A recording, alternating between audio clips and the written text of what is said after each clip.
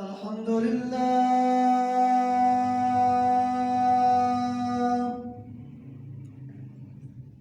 الحمد لله وكفى وسلام على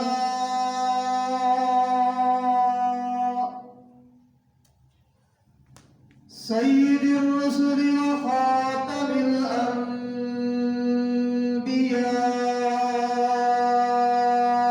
الأنبياء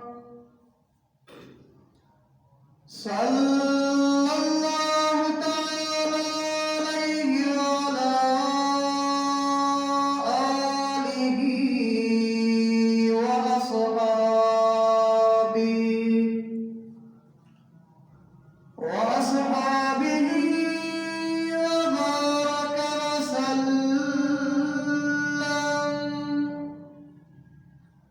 وبارك وسلم تسليما كثيرا كثيرا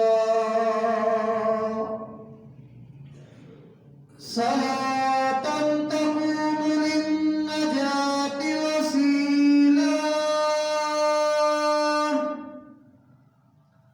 ولعلو الدرجات كفيلا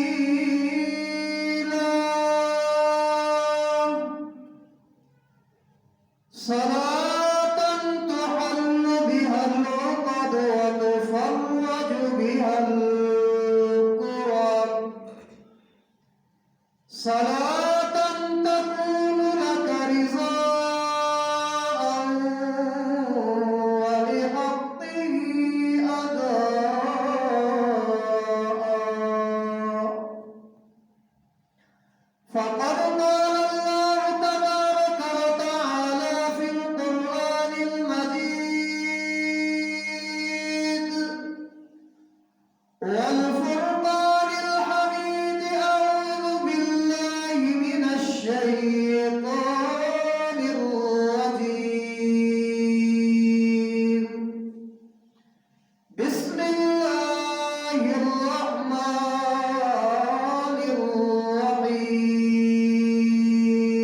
الرحيم واتخذ الله إبراهيم خليلا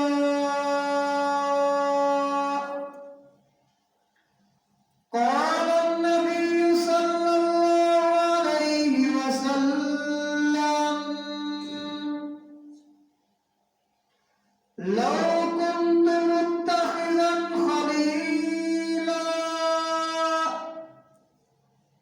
لاتخذت أبا بكر خليلا أو كما قال النبي صلى الله عليه وسلم صدق الله العلي العظيم وصدق رسوله النبي الكريم ونحن على ذلك لمن الشاهدين والشاكرين والحمد لله رب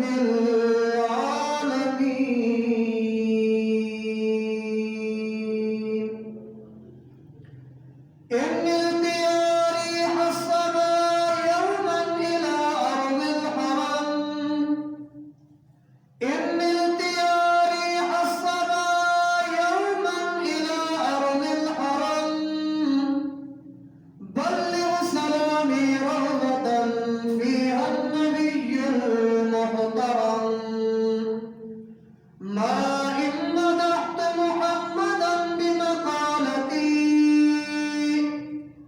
لكن مدحت مقالتي بمحمد عرض باطر مؤمنوں کے جب بھی ذکر تاجدار آئے تو لازم ہے کہ اس کے بعد ذکر چار یار آئے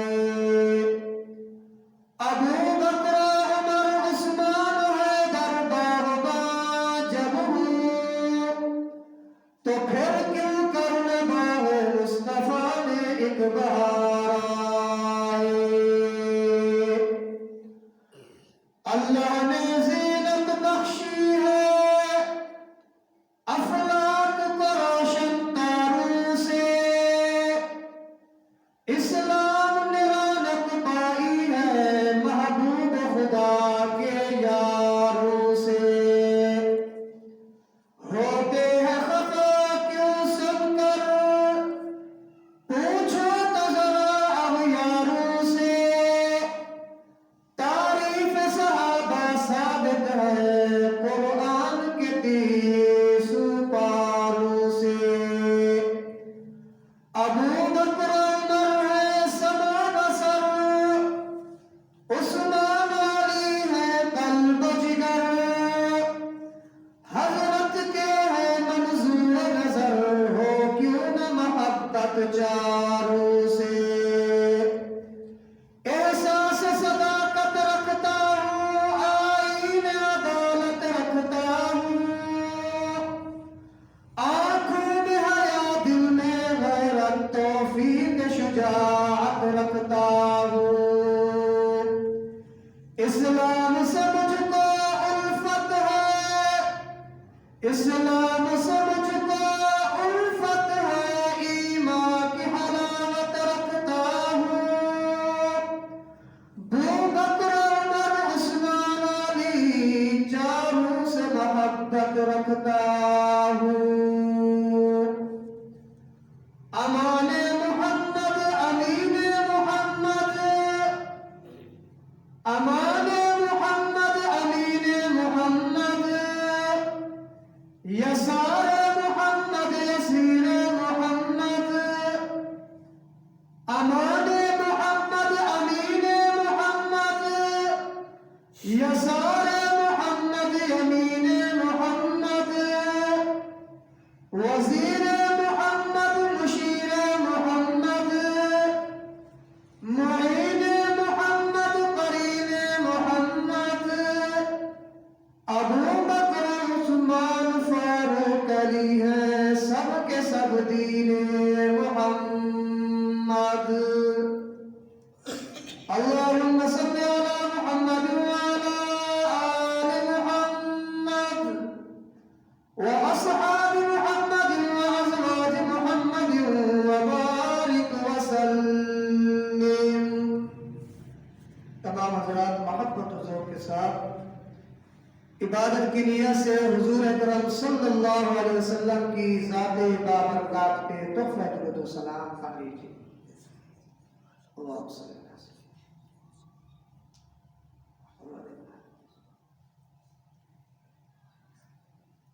اللہ تبارک و تعالیٰ کی بے انتہا حمد و توصیف،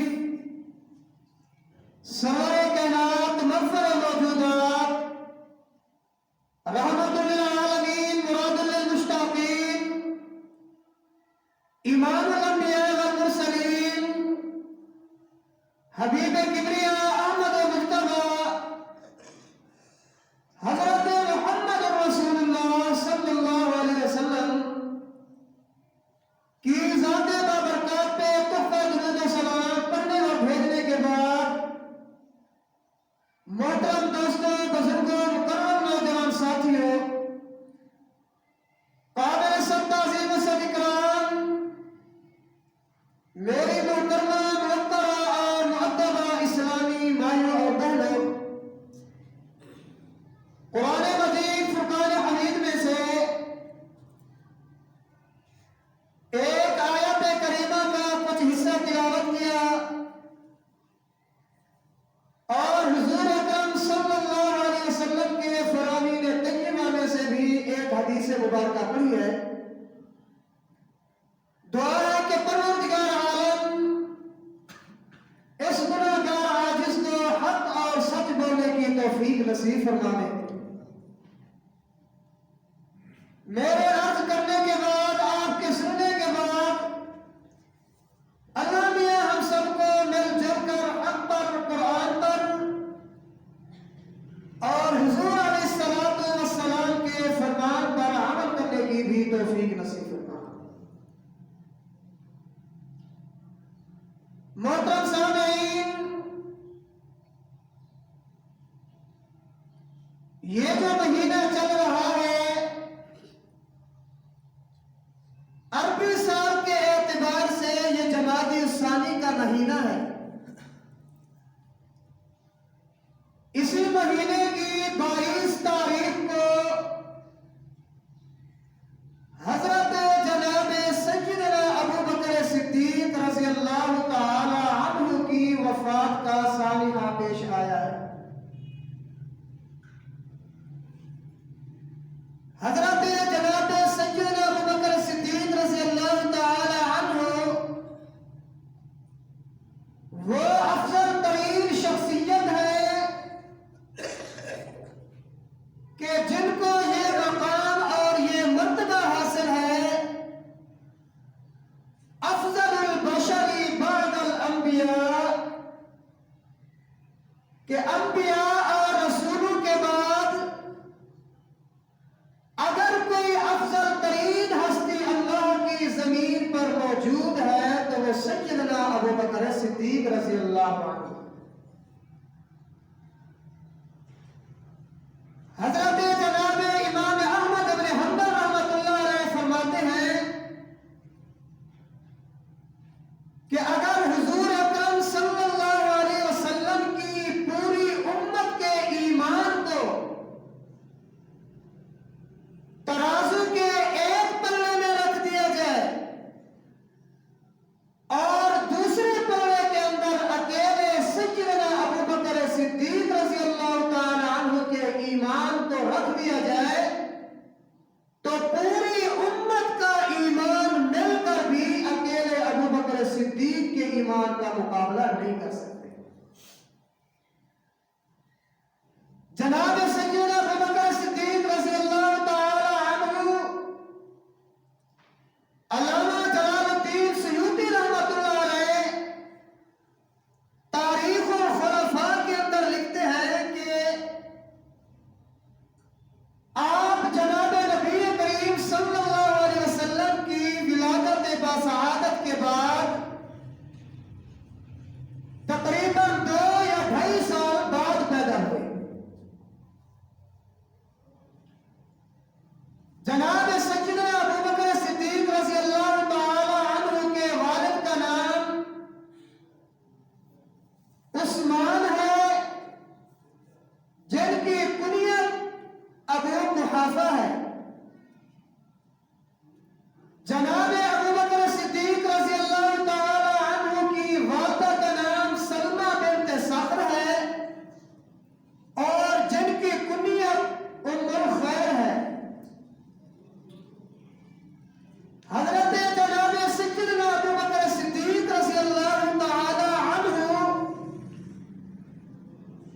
جن کا نام ان کے والد نے عبد القعبہ رکھا تھا، جسے بعد میں تبدیل کر کے حضور اکرم صلی اللہ علیہ وسلم نے عبداللہ رکھ دیا تھا.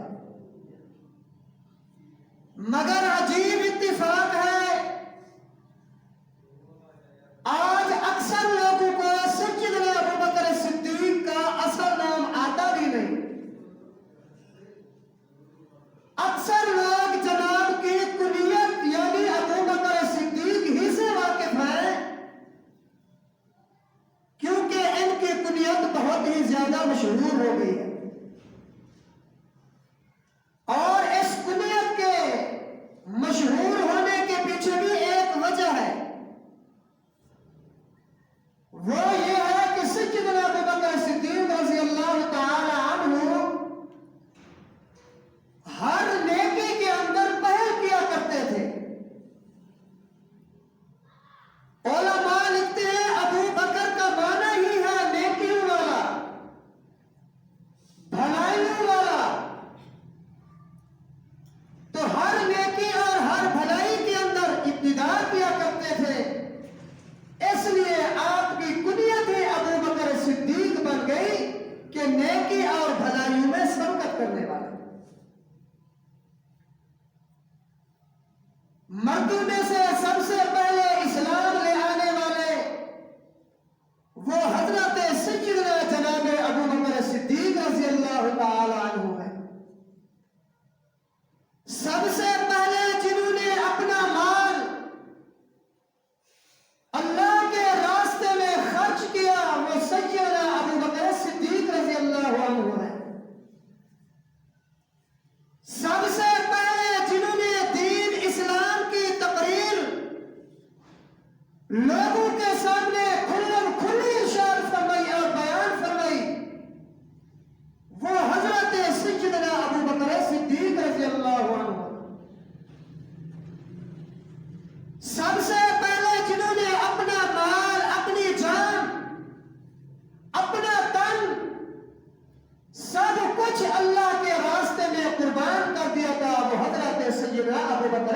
صدیق رضی اللہ تعالیٰ عنہ ہے۔ اور سب سے پہلے جو رحمت کائنات صلی اللہ علیہ وسلم کا کلمہ پڑھتے ہیں اور آپ کے صحابی بنتے ہیں اور آپ کا سب سے پہلا خلیفہ بنتے ہیں، وہ حضرت سیدنا ابو بکر صدیق رضی اللہ عنہ ہے۔ الغرض اللہ تبارک و تعالی نے سیدنا ابو بکر صدیق رضی اللہ تعالی عنہ کو بڑی ہی فضیلتوں اور بڑی ہی عظمتوں سے نوازا ہے۔ علامہ جلال الدین سیوطی رحمۃ اللہ علیہ لکھتے ہیں، سیدنا ابو بکر صدیق رضی اللہ تعالی عنہ وہ خوش قسمت نصیب انسان ہے، وہ خوش قسمت انسان ہے، باپ بھی صحابی، ماں بھی صحابیہ، آپ بھی صحابی ہیں، آگے نسل چلی، بیٹا بھی صحابی ہے، بیٹیاں بھی صحابی ہیں، حتیٰ کہ سیدنا ابو بکر صدیق رضی اللہ تعالی عنہ کا پوتا بھی صحابی ہے۔ تو فرمایا یہ 3-4 پشتیں سیدنا ابو بکر صدیق رضی اللہ تعالی عنہ کی یہ مقام صحابیت رکھتی ہیں، ان کی یہ فضیلت ہے کہ یہ صحابیت میں شامل ہے۔ تو انہی کے فضائل اور انہی کے مناقب پر کچھ نہ کچھ معروضات میں پیش کرتا ہوں۔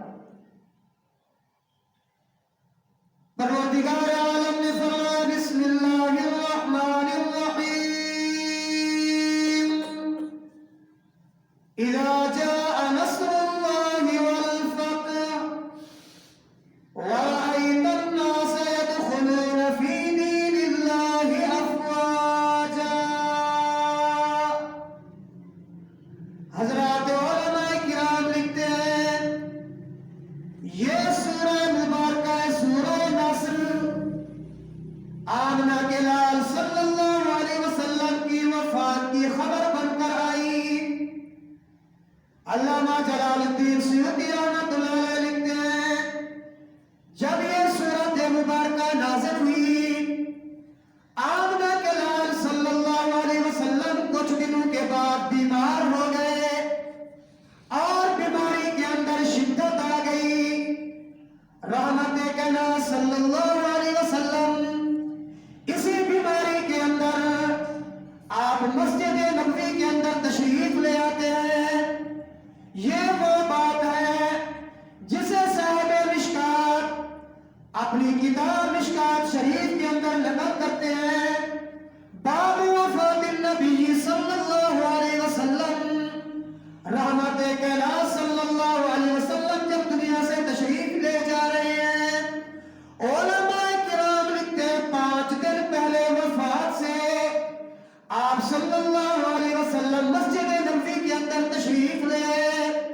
آپ کے سر اقدس پر ایک پٹی بندھی ہوئی ہے، آپ چلتے چلتے منبر کے پاس تشریف لے آ کر منبر کے اوپر بیٹھ جاتے ہیں۔ صحابہ کرام سامنے بیٹھے ہوئے ہیں، صحابہ کرام حضور کا دیدار بھی کر رہے ہیں۔ آقا نامدار صلی اللہ علیہ وسلم نے ایک بڑا لمبا اور بلیغ خطبہ ارشاد فرمایا، ایک فصیح خطبہ ارشاد فرمایا۔ اس خطبے میں سے آپ کے سامنے میں 4 جملے رکھتا ہوں۔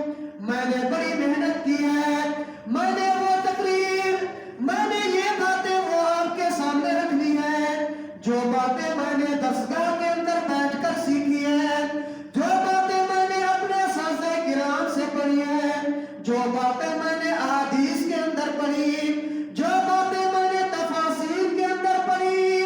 آمنہ کے لال صلی اللہ علیہ وسلم 5 دن پہلے وفات سے مسجد نبوی کے اندر تشریف لے آئے۔ آمنہ کے لال نے خطبہ ارشاد فرمایا، پہلا جملہ آمنہ کے لال فرماتے ہیں ان خیر عبدا بین الدنیا وما بین عند اللہ۔ آمنہ کے لال آ کر تشریف لائے اور آ کر خطبہ دیتے ہیں۔ درمیان خطبہ کے اندر حضور فرماتے ہیں جس کا پہلا جملہ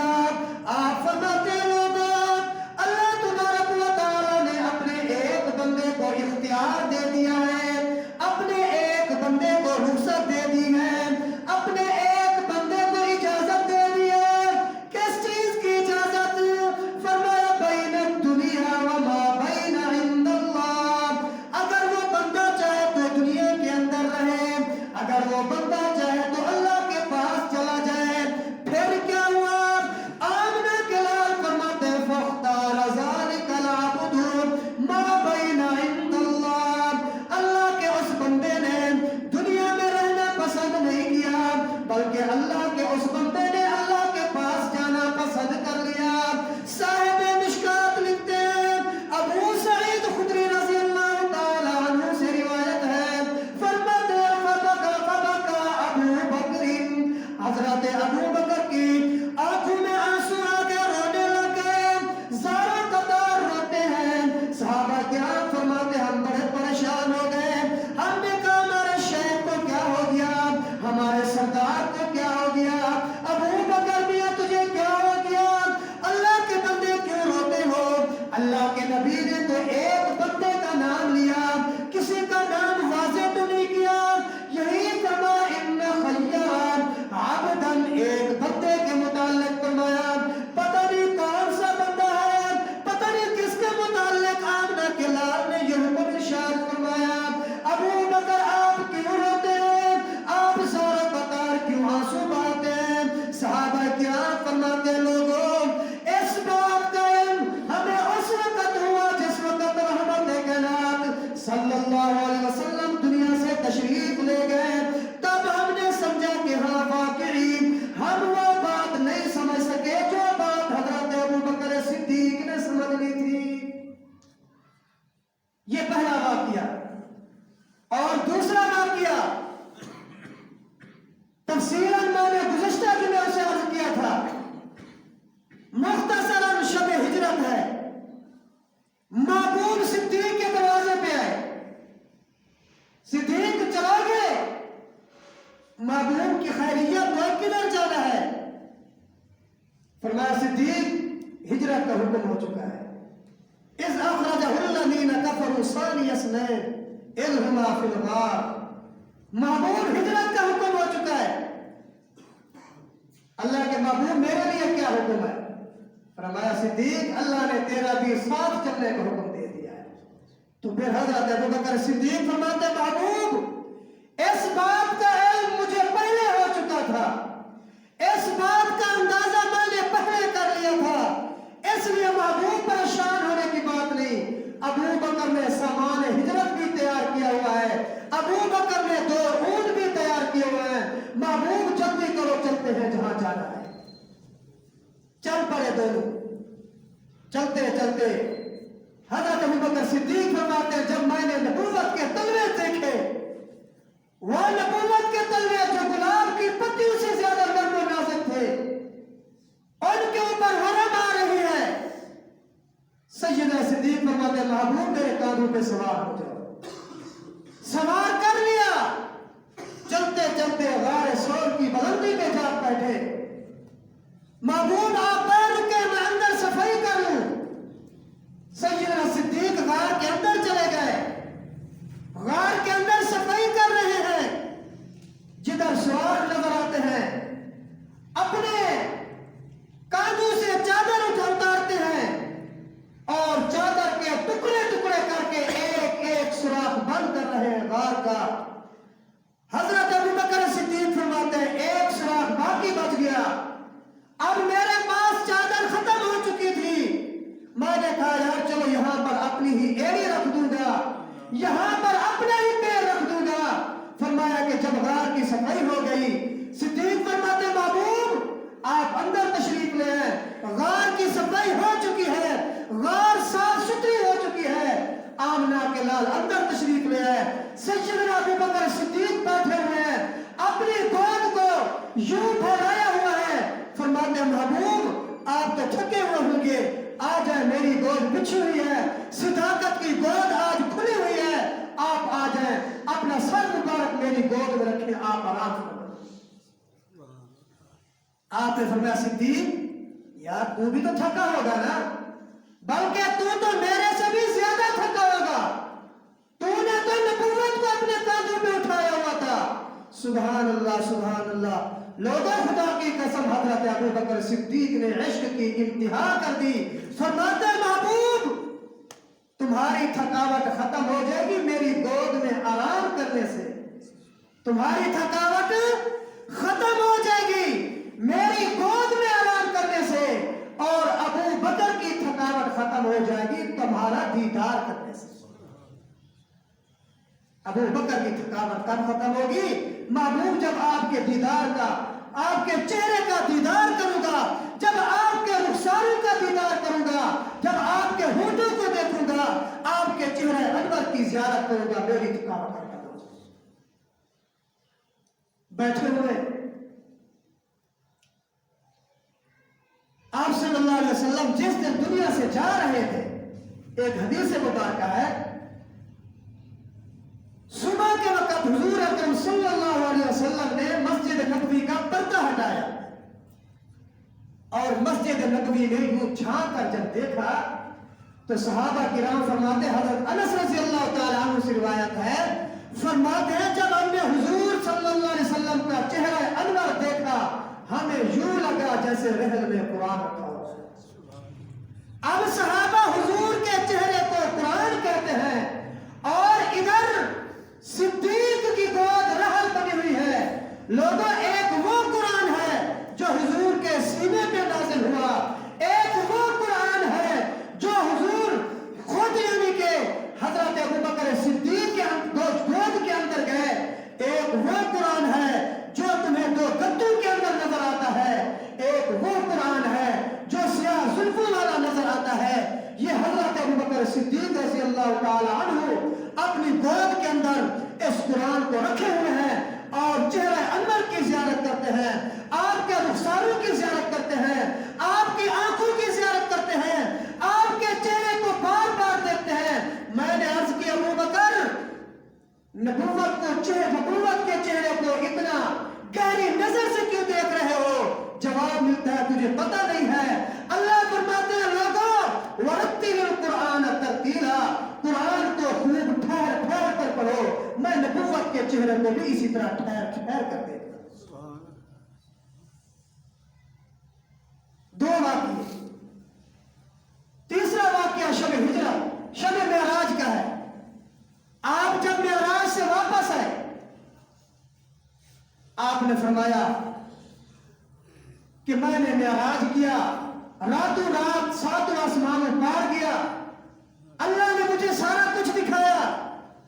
ابو جہل بھاگتے بھاگتے ابو بکر کے پاس آیا، ابو بکر میاں کوئی آدمی تھوڑے سے لمحے کے اندر یہ آسمان یہ زمین سارا کچھ پار کر سکتا ہے؟ صدیق نے فرمایا نہیں۔ ابو بکر فرماتے ہیں نہیں۔ ابو جہل نے کہا ابھی کام کرتا ہے، کہنے لگا یار یہ بات تو تیرا یار محمد عربی صلی اللہ علیہ وسلم کرتے ہیں۔ ابو بکر صدیق فرماتے ابو جہل اگر حضور کرتے ہو تو پھر سن لے، اگر تو بات کرتا ہے پھر یہ جھوٹ ہے۔ مکے کا بندہ کرے گا جھوٹ ہوگا، مدینے کا کرے، حجاز کا کرے، پورے عرب کا کرے، پوری دنیا کا بندہ اگر یہ بات کرتا ہے تو جھوٹ ہے۔ اگر یہ بات میرا نبی کرتا ہے، محمد عربی صلی اللہ علیہ وسلم یہ بات کرتے ہیں تو پھر اس سے بڑا سچ بھی نہیں۔ بے شمار واقعات ہیں۔ صلح حدیبیہ کے موقع پر شرطیں لکھی جا رہی ہیں، دوسرے صحابہ کہنے لگے یار یہ شرطیں ٹھیک نہیں ہیں، ڈھیلی ڈھالی شرطیں ہیں۔ ابو بکر میاں شرطیں درست نہیں۔ آپ نے فرمایا میاں ساری شرطیں ٹھیک ہیں۔ کیوں ٹھیک ہیں؟ ابو بکر فرماتے ہیں انہو رسول اللہ، کیونکہ شرطیں لکھوانے والے حضرت محمد عربی صلی اللہ علیہ وسلم، جو شرطیں حضور لکھوا رہے ہیں وہ ٹھیک لکھوا رہے ہیں۔ تو یہ 4 واقعے میں نے عرض کیے۔ اب ان 4 واقعوں کے بعد حضرت سیدنا ابو بکر صدیق رضی اللہ تعالی عنہ کی شان بھی سی۔ آمنہ کے لال صلی اللہ علیہ وسلم نے فرمایا خطبہ کے اندر پہلا جملہ فرمایا ان اللہ خیر عبدا بین الدنیا وما بین عند اللہ، ایک بندے کو اللہ نے اختیار دیا، چاہے دنیا میں رہے چاہے آخرت میں چلا جائے۔ اب میں آپ سے پوچھتا ہوں، آپ بتلائیں کہ اس جملے کو سب سے پہلے کس نے سمجھا؟ سب سے پہلے سمجھنے والے کون؟ حضرت ابو بکر صدیق رضی اللہ تعالی عنہ ہے۔ دوسری وحی آئی، شب ہجرت ہے، ہجرت کا حکم ملا،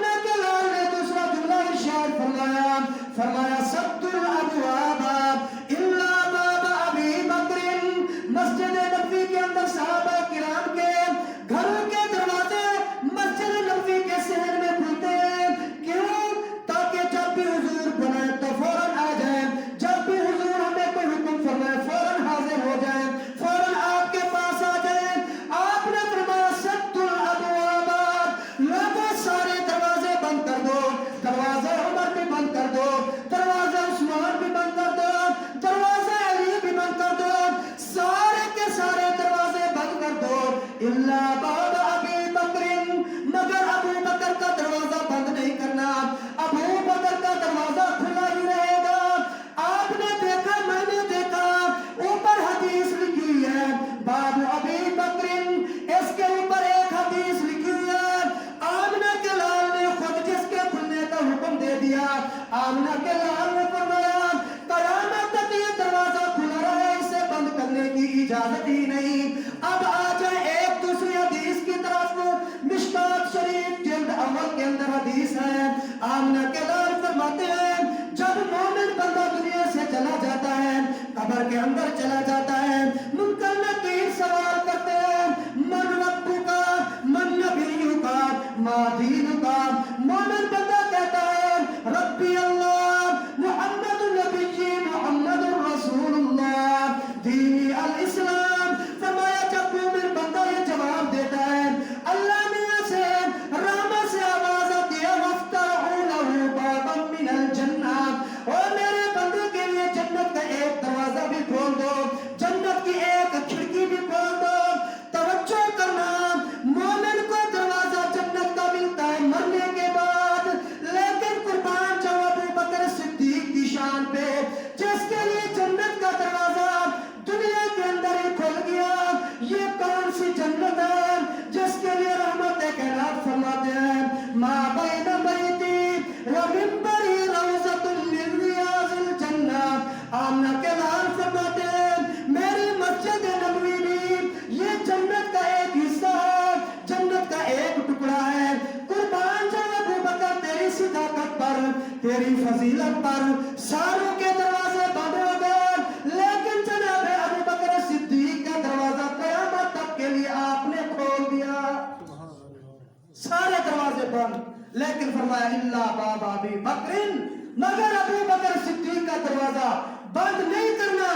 उलमा से सुना है और देखा भी है वहां पे जाकर, अगर कभी कभार मस्जिद नबवी बंद करनी भी पड़ती है, ये बाब अबी बकर जो है ना, ये बाब सलाम है, सात बाब अबी बकर है। अगर मस्जिद नबवी के सारे दरवाजे भी बंद करने पड़े, ये दरवाजा फिर भी बंद नहीं होता। शुरते बैठे हुए हैं, फौजी और सिपाही बैठा हुआ होता है, किसी को अंदर जाने की इजाजत तो नहीं होती, लेकिन ये दरवाजा बंद फिर भी नहीं होता। ये दो जुमला हो गया। तीसरा जुमला मिशकात शरीफ के अंदर आता है बाब मनाक़िब अबी बकर, हजरत अबू बकर सिद्दीक की फजीलत के अंदर आमना के लाल ने फरमाया इन्न मिन अमन्नन नासी अलैया फी सुहबतिही व मालिही अबू बकर। लोगों मेरे ऊपर बहुत से लोगों ने एहसान किए, लेकिन माल देने के अंदर, मेरी सोहबत के अंदर अबू बकर सिद्दीक से बढ़कर कोई नहीं। क्या मतलब? आमना के लाल फरमाते हैं मेरे ऊपर एहसान अली ने भी किया, लेकिन मैंने जिगर का टुकड़ा फातिमा देकर एहसान उतार दिया। मेरे ऊपर एहसान उस्मान ने भी किया, लेकिन मैंने अपने जिगर के दो टुकड़े रुकैया और उम्मे कुलसूम देकर एहसान उतार दिया। लेकिन कुर्बान जाऊं अबू बकर की शान पे, जिसने अपनी बेटी का, अपने जिगर का टुकड़ा देकर मोहम्मद पे एहसान चढ़ा दिया। तीन जुमले हदीस पाक आपके खुतबे के तीन जुमले हो गए। अब चौथा जुमला सुने, लेकिन उससे पहले जो आयत मैंने खुतबे के अंदर पढ़ी, अल्लाह पाक फरमाते वत्तखज़ल्लाहु इब्राहीम खलीला, लोगों हमने इब्राहीम को अपना दोस्त बना लिया है। इब्राहीम हमारा खलील है। अल्लाह ने इब्राहीम को खलील बनाया। इधर महबूब की बारी आई, आप फरमाते हैं लो कुन्तु मुत्तखिज़न खलीलन लत्तखज़्तु अबा बकर खलीला। लोगों अगर मैं दुनिया के अंदर किसी को दोस्त बनाता तो वो सज्जदना अबू बकर सिद्दीक को बनाता। मालूम हुआ रब का दोस्त इब्राहीम है, मालूम हुआ नबी का दोस्त हजरत सैयदना सिद्दीक अकबर है। अब दोनों का मुआवजा करें, एक रब का दोस्त है, एक नबी का दोस्त है। रब अपने दोस्त से कहते इब्राहीम मेरे खलील जान पेश कर, इधर महबूब कहते सिद्दीक जान पेश कर। रब के दोस्त ने, इब्राहीम ने जान पेश कर दी नार के अंदर, और محبوب نے کہا صدیق جان پیش کر، صدیق نے جان پیش کر دی غار کے اندر۔ ادھر حکم آتا ہے میرے خلیل مال پیش کر، حضرت جناب ابراہیم نے سارا کچھ لٹا دیا۔ ادھر حکم آتا ہے محبوب فرماتے صدیق مال پیش کر، آپ نے سارا کچھ پیش کر دیا۔ حضرت عمر فرماتے ایک دن آمنہ کے لال نے چندے کا اعلان کیا، میں نے کہا آج میرے پاس دولت زیادہ ہے، مال زیادہ ہے، ابو بکر سے بڑھ جاؤں گا۔ مشکات شریف کے اندر حدیث موجود ہے، لیکن فرماتے میں بھی لایا، صدیق بھی لے آیا۔ جب ہم لے کر آئے آپ نے پوچھا عمر کتنا لائے ہو؟ میں نے کہا نصف، آدھا لایا ہوں، آدھا گھر میں چھوڑا ہے۔ ابو بکر کتنا لائے ہو؟ سارا لایا ہوں۔ سبحان اللہ، ابو بکر سارا لائے ہو؟ جی حضور سارا لایا ہو۔ ادھر اللہ کے محبوب اللہ کے خلیل کا امتحان ہے کہ اپنی اولاد پیش کر، حضرت ابراہیم نے اسماعیل پیش کر دیا۔ ادھر محبوب صدیق کا حکم دیتے ہیں صدیق اولاد پیش کر، حضرت صدیق نے سیدہ عائشہ بھی پیش کر دی، سیدہ اسما بھی پیش کر دی۔ ادھر حکم ہوتا ہے میرے خلیل میرے نام پہ زمین بھی دے دے اور میرا گھر بھی بنا دے، اور ادھر حکم ہوتا ہے اے صدیق آپ بھی میرے نام پہ زمین بھی دے دیں، مسجد بھی بنا دیں، بلکہ یہاں پر اور موازنہ آپ کریں۔ ادھر رب کا پیارا ہے، ادھر محبوب کا پیارا ہے۔ اللہ بھی اپنے ابراہیم کو صدیق فرماتے ہیں، وَاذْكُرْ فِي الْكِتَابِ إِبْرَاهِيمَ إِنَّهُ كَانَ صِدِّيقًا نَبِيًّا۔ ادھر محبوب فرماتے ہیں اور پہاڑ کے اوپر چڑھے ہوئے ہیں اور پہاڑ تھوڑا لرزنے لگا، تھوڑا ہلنے لگا، آپ نے فرمایا اسکت یا احد، اسکت یا احد، احد پہاڑ رک جا، احد پہاڑ تھم جا، فَإِنَّمَا عَلَيْكَ نَبِيٌّ وَصِدِّيقٌ۔ فرمایا کہ تیرے اوپر نبی بھی موجود ہے، تیرے اوپر صدیق بھی موجود ہے۔ ادھر اللہ کا صدیق ہے، ادھر محبوب کا صدیق ہے۔ اللہ نے اپنے صدیق کو کہا میرے نام کی جگہ بھی دے دے اور میرا گھر بھی بنا دے، اس نے بھی بنا دیا۔ صدیق کا حکم ہوا، محبوب نے فرمایا ابو بکر میرے لیے جگہ بھی دے دے، مسجد بھی بنا دے۔ جس مسجد کو ابراہیم خلیل بناتے ہیں اس کا ذکر بھی قرآن کے اندر اللہ فرماتے ان اول بیت وضع للناس للذی ببکۃ مبارکا وہدی للعالمین۔ جس مسجد کو صدیق بناتے ہیں آمنہ کے لال فرماتے ما بین بیتی و منبری روضۃ من ریاض الجنہ۔ جس مسجد کو ابراہیم نے بنایا اللہ فرماتے یہ ہدایت کی جگہ ہے، یہ رحمت کی جگہ ہے، یہ برکت کی جگہ ہے۔ جس مسجد کو ابو بکر صدیق نے بنایا اللہ کے نبی فرماتے ہیں یہ جنت کی جگہ ہے، یہ جنت کی جگہ ہے۔ مسجد بن گئی، اللہ کے نبی ادھر سے ابراہیم علیہ السلام کی بنی ہوئی مسجد کی تعریف کرتے ہیں۔ اللہ فرماتے ہیں جو یہاں آ کر نماز پڑھے گا لاکھ کا ثواب دوں گا۔ محبوب نے فرمایا جو میری مسجد میں آ کر نماز پڑھے گا 50,000 کا ثواب دوں گا۔ اب نتیجہ سنو، ادھر رب کا خلیل ہے، ادھر محبوب کا خلیل ہے، ادھر رب کا صدیق ہے، ادھر محبوب کا صدیق ہے۔ رب کا صدیق امتحان دے دے کر پاس ہو گیا، اللہ نے فرمایا انی جاعلک للناس اماما۔ اے میرے خلیل آپ امتحان میں کامیاب ہو چکے ہیں، ہم آپ کو لوگوں کا امام بنا دیتے ہیں۔ ادھر صدیق ابو بکر کا امتحان ہوا، پاس ہوئے۔ آمنہ کے لال نے فرمایا مروا ابا بکر فلیصلی بالناس۔ ابو بکر سے کہو میرے مصلی پہ آ جائے، لوگوں کو نماز پڑھائے۔ معلوم ہوتا ہے جب رب کو اپنا خلیل پسند آیا، رب نے اپنے خلیل کو انبیاء کا امام بنا دیا۔ جب محبوب کو اپنا صدیق پسند آیا تو رب محبوب نے اپنے صدیق کو صحابہ کا امام بنا دیا۔ آپ کے عمر کے اندر آپ صلی اللہ علیہ وسلم موجود تھے، علماء لکھتے ہیں 17 یا 18 نمازیں حضرت سیدنا ابو بکر صدیق رضی اللہ تعالی عنہ نے آپ کے مصلی کے اوپر پڑھا۔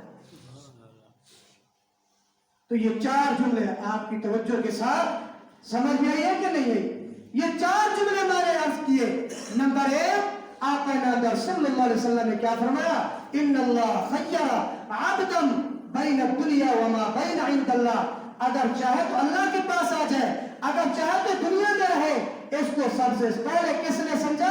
حضرت ابو بکر صدیق نے سمجھا۔ نمبر 2 آمنہ کے لال نے فرمایا میرے اوپر ہر ایک نے احسان کیا، میں نے سب کا احسان اتار دیا، لیکن ابو بکر صدیق کا احسان میں نہیں اتار سکا۔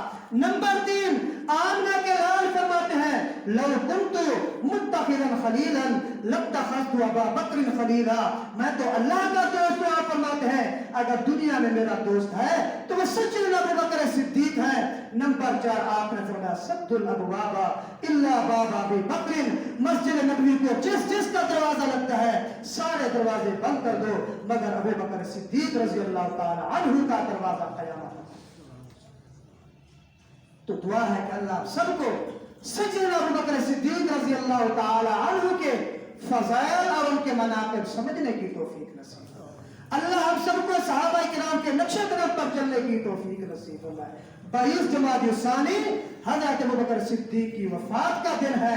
اللہ ہم سب کو اس دن کے اندر زیادہ سے زیادہ قرآن پاک کی تلاوت کرنے کی توفیق نصیب فرمائے، زیادہ سے زیادہ ذکر و اذکار کرنے کی توفیق نصیب فرمائے، زیادہ سے زیادہ اللہ ہم سب کو نوافل کے ادا کرنے کی توفیق نصیب فرمائے۔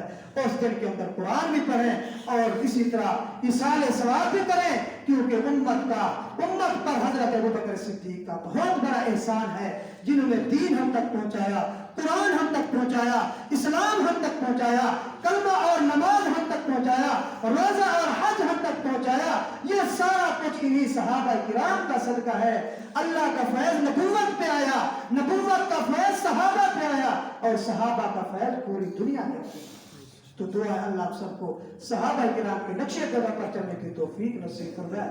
حضرت ابو بکر صدیق کی وفات 22 تو ہے، تو انشاءاللہ آئندہ جمعے کے اندر حضرت ابو بکر صدیق کی وفات پر گفتگو ہوگی۔ وآخر دعوانا الحمدللہ رب العالمین۔